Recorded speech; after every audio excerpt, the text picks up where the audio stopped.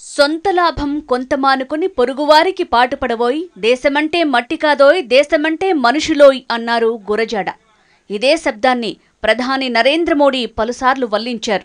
కానీ ఇప్పుడు వారితో జతకట్టిన బీహార్ సీఎం ఇవన్నీ మరచి సాగిస్తున్న అరాజకీయం దేశ రాజకీయాల్లో విలువల క్షీణతను చాటుతున్నాయి. ఈ పోలిక రాజకీయాల్లో కొంత ఎబ్బెట్టుగా ఉన్నా వాస్తవానికి దగ్గరగా ఉన్నట్టుంది. ఇద్దరు పెళ్లాల ముద్దుల మగుడు సినిమాల రాజకీయాల్లో బీహార్ సీఎం నితీష్ కుమార్ సాగిస్తున్న రాజకీయం సేమ్ టు సేమ్, అంతకు మించి అన్నట్టుగా సాగుతోంది. నితీష్ కుమార్ను అభివృద్ధి నిర్దేశకుడని, సోషలిస్టు సిద్ధాంతాల స్ఫూర్తి అని, ప్రేరణ అని చాలా మంది భావిస్తారు. అందుకు తగినట్టుగానే తొలి రోజుల్లో ముఖ్యమంత్రిగా బాధ్యతలు చేపట్టిన నాడు నితీష్ వ్యవహరించారు.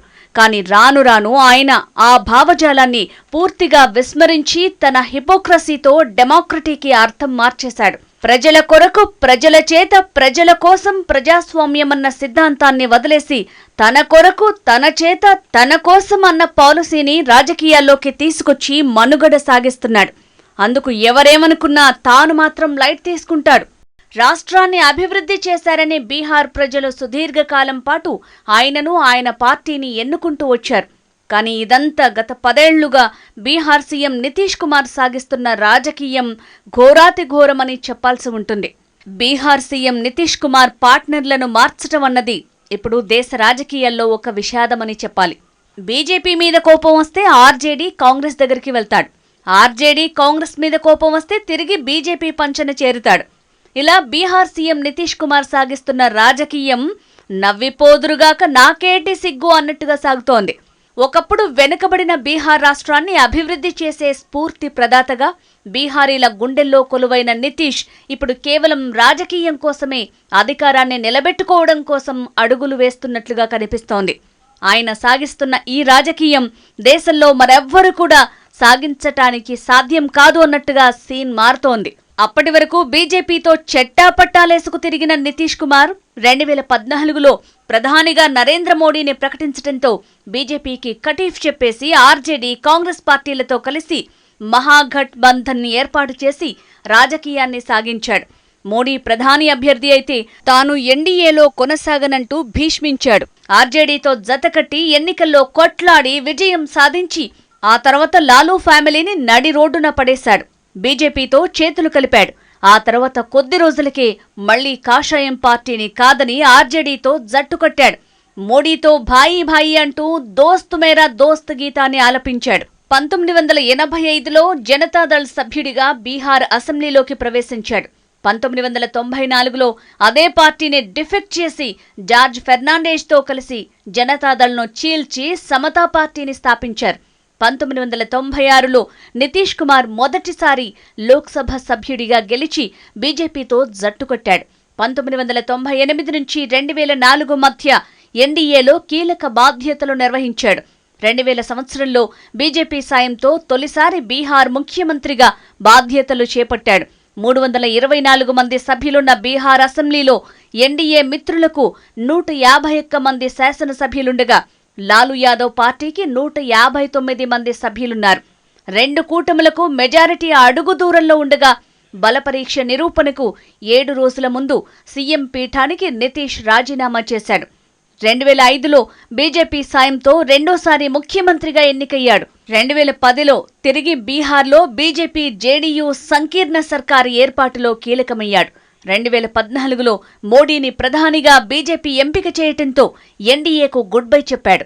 2015లో ఆర్జేడీ, కాంగ్రెస్ పార్టీలతో కలిసి మహాఘట్ బంధన్ ఏర్పాటు చేసి తిరిగి బీహార్ సీఎం అయ్యాడు.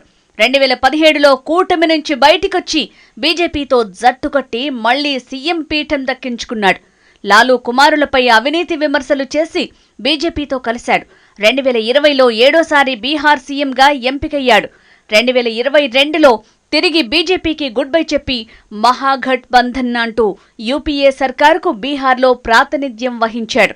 2024లో తిరిగి గట్ బంధనాన్ని తెంచుకుని బీజేపీతో చేతులు కలిపాడు. మొత్తంగా 9ఓసారి సీఎం పీఠం అధిరోహించాడు. తన సొంత అవసరాల కోసం, తన అస్తిత్వం కోసం రాజకీయాన్ని వాడుకుంటున్న ఏకైక నాయకుడు దేశంలో బీహార్ సీఎం నితీష్ కుమార్ తప్ప మరొకరు లేరని చెప్పాలి. బీహార్ సీఎం నితీష్ కుమార్ తాజాగా మహాగఠ్ బంధన్ బంధనాలను వదిలి మరోసారి ఎన్డీఏ గూటికి చేరాడు. ఇదంతా కూడా తన స్వార్థం కోసం కాదని, బీహారీల భవిష్యత్తు కోసమని నమ్మించే ప్రయత్నం చేస్తున్నాడు. దేశంలో అయోధ్య రామాలయం నిర్మాణం తర్వాత శరవేగంగా మారుతున్న రాజకీయాలు తనను ఏ విధంగా ప్రభావితం చేస్తాయన్న దానిపై ఆయన కంగారు పడుతున్నారు. ఓవైపు బీజేపీ దూకుడు, మరోవైపు రోజురోజుకు బలోపేతమవుతున్న లాలూ తనయుడు తేజస్వి దెబ్బతో ఈ బీహారీ బాబుకి మైండ్ చితికిపోయినట్టుగా ఉంది. ఆ రాష్ట్ర మాజీ ముఖ్యమంత్రి దివంగత కర్పూరి ఠాగూర్కి కేంద్ర ప్రభుత్వం భారతరత్న ప్రకటించడం కూడా నితీష్కు మనసులో దడ పెంచింది. సోషలిస్ట్ పార్టీ తరపున రాజకీయాలు చేసిన కర్పూరి ఠాగూర్ ఉద్యోగులు, కార్మికుల తరపున ఉద్యమాలు చేసి బీహార్లో తొలి కాంగ్రెసేతర సీఎంగా చరిత్ర సృష్టించాడు. ఒకసారి సోషలిస్ట్ పార్టీ సీఎంగా, మరోసారి జనతా సీఎంగా బీహార్లో సంపూర్ణ మద్యపాన నిషేధాన్ని విధించి బడుగు బలహీన వర్గాల ఆశాజ్యోతిగా నిలిచారు. ప్రభుత్వ ఉద్యోగాల్లో బీసీలకు రిజర్వేషన్లు కల్పించి బీహార్ రాజకీయాలను శాసించే దిగ్గజ నేతలు లాలూ ప్రసాద్ యాదవ్, రామ్ విలాస్ పాశ్వాన్, నితీష్ కుమార్ తదితర నేతలకు మార్గదర్శకుడయ్యారు. సమానత్వం, సాధికారిత సిద్ధాంతం ఆధారంగా పనిచేసిన ఆయనకు బీజేపీ సర్కార్ భారతరత్న ప్రకటించడం, వచ్చే రోజుల్లో తన పలుకుబడి ఏమవుతుందోనన్న వర్రీలోకి ఆయన కూరుకుపోయాడు. మరోవైపు ఇండియా కూటమి అంటూ తాను కర్త కర్మగా ఏర్పాటు చేస్తున్న కూటమిలో తనను కరివేపాకు చేశారన్న ఆందోళన వెరసి నితీష్ను బీజేపీతో చేతులు కలిపేలా చేసింది. మనందరికీ ఒక డౌట్ ఉండొచ్చు.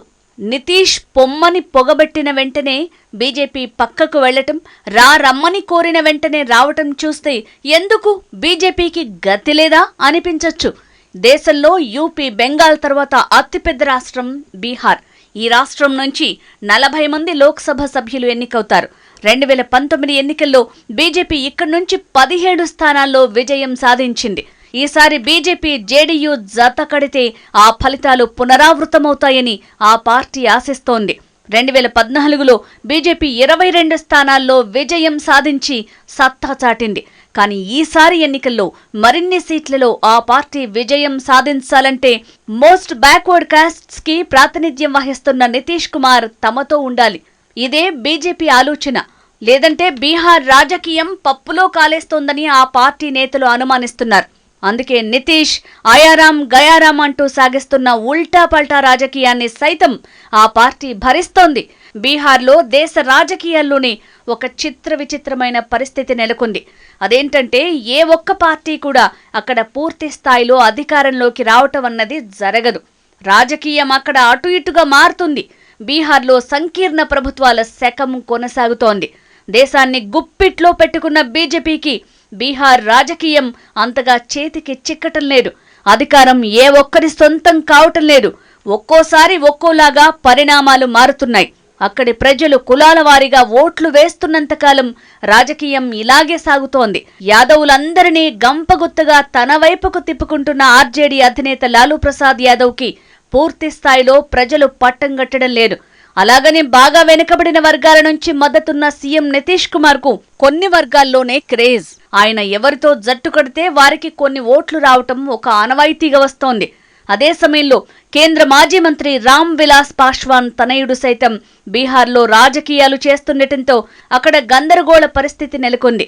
మొత్తంగా బీహార్లో 3 ముక్కలాట కాదు, 4 ముక్కలాట సాగుతోంది. మరోసారి అధికారం నిలబెట్టుకోవటమే ఏకైక లక్ష్యంగా నితీష్ కుమార్ పావులు కదుపుతోంటే, మరోవైపు ఉన్న అధికారం నిలబెట్టుకోవాలని లాలూ తనయుడు తేజస్వి యాదవ్ కసరత్తు చేస్తున్నారు. ఈసారి అసెంబ్లీ ఎన్నికల్లో ఆర్జేడీ, కాంగ్రెస్, సిపిఐతో కలిసి ఎన్నికల బరిలో దిగి విజేతగా నిలవటం ఖాయమన్న అనుమానం నితీష్ కుమార్లో ఉంది. తనకు వచ్చే రోజుల్లో సీఎం పీఠం ఇవ్వకపోవచ్చన్న అనుమానాలు కూడా ఉన్నాయి. వాస్తవానికి గతంలో బీజేపీ అలా చేసిందన్న ఉక్రోషంతోనే నితీష్ కుమార్ బీజేపీకి గుడ్ బై చెప్పి కూటమిలో చేరారు. దేశవ్యాప్తంగా కాంగ్రెస్ పార్టీ కేంద్రంలో రాజకీయాలను శాసించేలా సీట్లను గెలుచుకోవాలని తహతహలాడుతోంది. ప్రధాని నరేంద్ర మోడీని ఢీకొట్టాలని భావిస్తోంది. ఇండియా భాగస్వామ్య పక్షాలను కలుపుకుని రాజకీయాలు చేయాలని చూస్తున్నా అది ఎక్కడ వేసిన గొంగళి అక్కడే అన్న చందంగా మారింది. కాంగ్రెస్ పార్టీ ఛత్తీస్గఢ్, మధ్యప్రదేశ్లో ఓటమి, రాజస్థాన్లో బీజేపీ సర్కారు కొలువుదీరటంతో హస్తం పార్టీని డిఫెన్స్లోకి నెట్టేస్తోంది. తెలంగాణలో కాంగ్రెస్ పార్టీ అధికారంలోకి వచ్చిన బొటాబొటీ మెజారిటీ ఇక్కడ ఉన్న 17 లోక్సభ స్థానాల్లో వచ్చే ఎన్నికల్లో కాంగ్రెస్ పార్టీ మహా అయితే 10 స్థానాలు గెలవదు. కానీ అంతకు మించి స్వీప్ చేయటం సాధ్యమయ్యేలా లేదు. కర్ణాటకలో జేడీఏతో పొత్తు పెట్టుకుని అక్కడున్న మెజారిటీ సీట్లను గెలుచుకోవాలని బీజేపీ కసరత్తు చేస్తోంది.